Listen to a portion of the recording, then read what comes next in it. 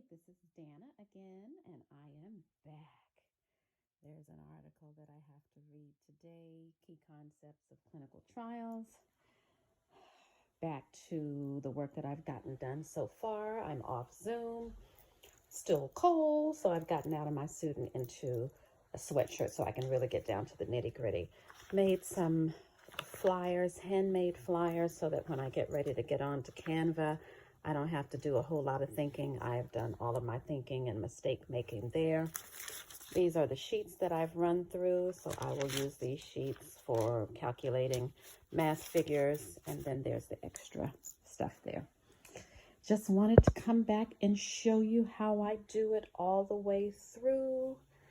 Next is lunch, and then sit down to the desk to put in about 8 hours on reading, writing, and calculations. Thanks. Bye-bye.